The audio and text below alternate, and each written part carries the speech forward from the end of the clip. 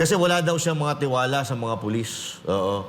Ngayon daw, na si General Torre na, ang PNP chief, nagtitiwala daw siya. Uy. Kaya siya biglang lumabas ngayon. Bakit? Di ba? May plano ka lang talaga, kaya ginigipit mo si Pastor Oo. at ang KOJC. Pakita mo talaga ngayon kung para ka sa bayan. Kung Oo. talagang, ano ka, yung serbisyo. Hindi yung dadalihin mo lang yung mga mababait. O sige, paniwalaan natin partner, no? Paniwalaan na natin. No? Kasi ang lagi niyang pinoportray, maging maganda ang mga kapulisan sa Pilipinas. ito na. O kahit alam natin na manandaraya siya doon sa 5 minutes response. Oo. Pero ako, partner, ang stand ko dito talaga, Oo. drama to. Ako, sa tingin ko lang,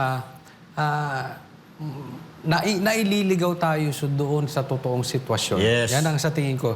At baka sabihin nyo, tsamba. Pero pag nangyari yan at nag-develop itong balitang ito, masasabi nyo, uy, sinabi ni Coach Oli, ito yun eh, ito yun. So ayaw ko muna magbigay ng komentaryo dito. Kasi may binabanggit sila dito, si alias Totoy. Kaya, basta yun lang ang stand ko rito. Mas sikat si alias Rene. Correct. Correct.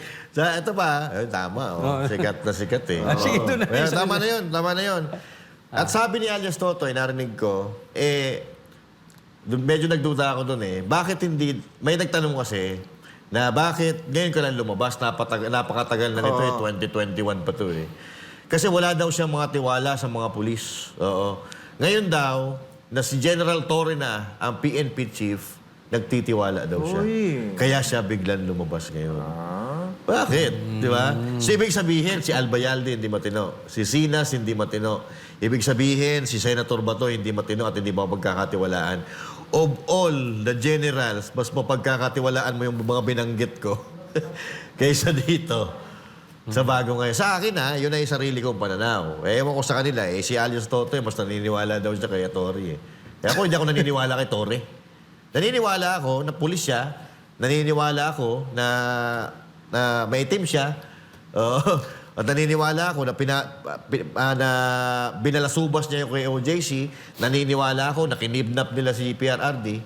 Pero hindi ako naniniwala sa kakayahin niya eh. Bilang isang PNP chief.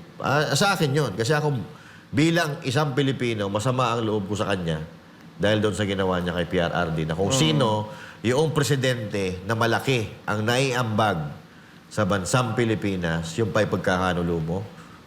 Considering na kinausap mo pa si Senator Bongo, nagduload ka para magkaroon ka ng ranggo, tapos babanatan mo pala si PRRD. Shame on you. Sabi niya ni Rocky, kay Rizal Ontiveros, shame on you!